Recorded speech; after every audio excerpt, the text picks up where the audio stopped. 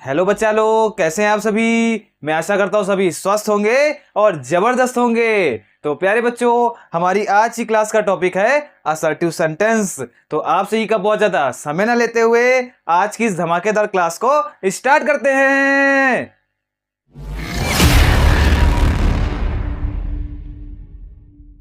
तो बच्चा लोग, आप सभी हेडिंग डालेंगे assertive assertive sentence.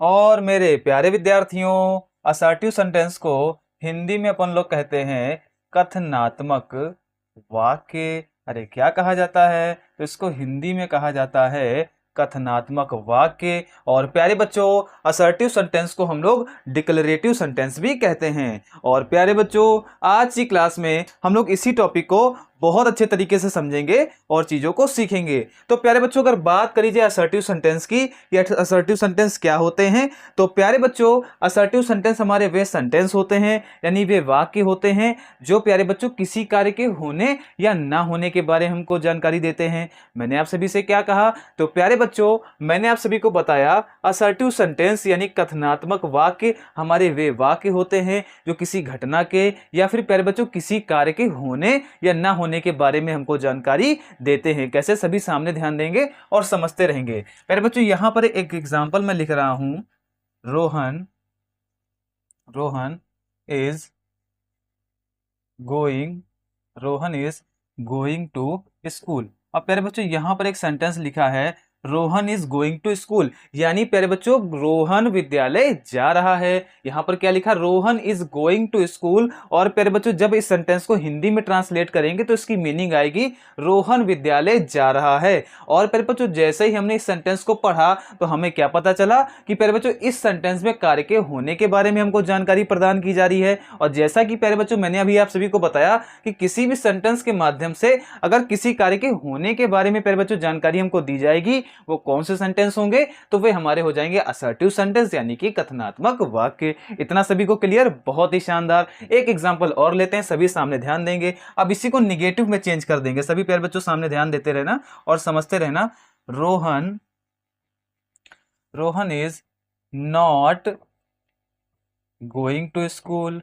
Rohan is not going to school. अब प्यारे बच्चों, ये सेंटेंस जो लिखा है यहां पर एक वर्ड ऐड हो गया, क्या प्यारे बच्चों, नॉट।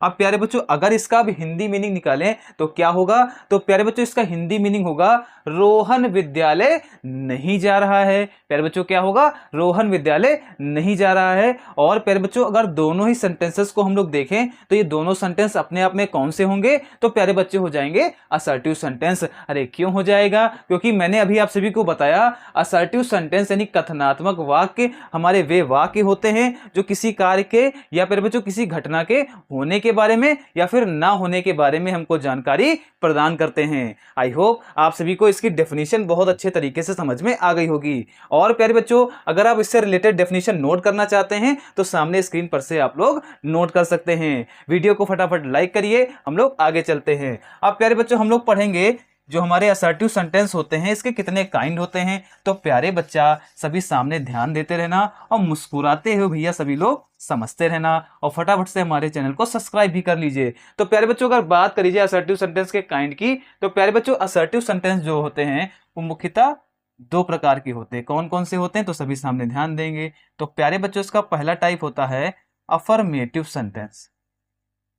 अरे कौन सा, तो प्यारे बच्चों इसका पहला टाइप होता है अफर्मेटिव सेंटेंस। और बच्चा लोग, हिंदी में अपन लोग इसको कहते हैं सकारात्मक वाक्य। अरे क्या कहते हैं, तो प्यारे बच्चों हिंदी में इसको बोला जाता है सकारात्मक वाक्य। इसी के साथ प्यारे बच्चों, अगर बात करी जाए इसके सेकंड टाइप की, तो प्यारे बच्चों इसका सेकंड टाइप होता है निगेटिव सेंटेंस। क्या होता है प्यारे बच्चों, तो सेकंड टाइप इसका होता है निगेटिव सेंटेंस। और बच्चा लोग, निगेटिव सेंटेंस को हिंदी में अपन लोग कहते हैं नकारात्मक वाक्य। नकारात्मक वाक्य। अब इन दोनों को भी अच्छे तरीके से समझ लेते हैं। तो प्यारे बच्चों, मैंने आप सभी को क्या बताया, तो मैंने बताया असर्टिव सेंटेंस के प्यारे बच्चों टू टाइप्स होते हैं, कौन कौन से? तो पहला हमारा होता है अफर्मेटिव सेंटेंस, जिसको हिंदी में हम लोग कहते हैं सकारात्मक वाक्य। इसी प्रकार से प्यारे बच्चों निगेटिव सेंटेंस होते हैं, जिसको हिंदी में हम लोग कहते हैं नकारात्मक वाक्य। अब जरा समझ लेते हैं दोनों को। तो प्यारे बच्चों पहला इसका जो टाइप होता है वो हमारा होता है अफर्मेटिव सेंटेंस का। अफर्मेटिव सेंटेंस प्यारे बच्चों क्या होते हैं? सभी लोग सामने ध्यान देंगे और मुस्कुराते हुए समझते रहेंगे। तो प्यारे बच्चों सकारात्मक वाक्य यानी अफर्मेटिव सेंटेंस हमारे वे सेंटेंस होते हैं जो किसी घटना या प्यारे बच्चों किसी कार्य के होने के बारे में जानकारी देते हैं। मैंने आप सभी से क्या कहा? तो प्यारे बच्चों अफर्मेटिव सेंटेंस यानी सकारात्मक वाक्य प्यारे बच्चों वे वाक्य होते हैं जो किसी घटना के होने के बारे में जानकारी देते हैं। इतना सभी को क्लियर? बहुत ही शानदार। प्यारे बच्चों एग्जाम्पल देखेंगे और समझते रहेंगे। यहां पर मैं यहां पे एग्जाम्पल लिख रहा हूं, सभी सामने ध्यान देना। Rohan is going to school. तो प्यारे बच्चों ये कौन सा सेंटेंस होगा? तो ये हमारा हो जाएगा अफर्मेटिव सेंटेंस। इसी तरीके से प्यारे बच्चों अगर निगेटिव की बात करी जाए तो निगेटिव में क्या होगा? तो प्यारे बच्चों निगेटिव सेंटेंस हमारे वे सेंटेंस होते हैं जो प्यारे बच्चों किसी कार्य या घटना के ना होने के बारे में जानकारी हमको देते हैं। मैंने आप सभी से क्या कहा? तो प्यारे बच्चों निगेटिव सेंटेंस यानी कि नकारात्मक वाक्य प्यारे बच्चों वे वाक्य होते हैं जो किसी कार्य या घटना के ना होने के बारे में जानकारी हमको प्रदान करते हैं। कैसे? सभी सामने ध्यान देंगे। जैसे मैंने यहां पर सेंटेंस लिखा Rohan is going to school. अब प्यारे बच्चों यहां पे ये क्या हो जाएगा? Rohan is not going to school. Rohan is not going to school.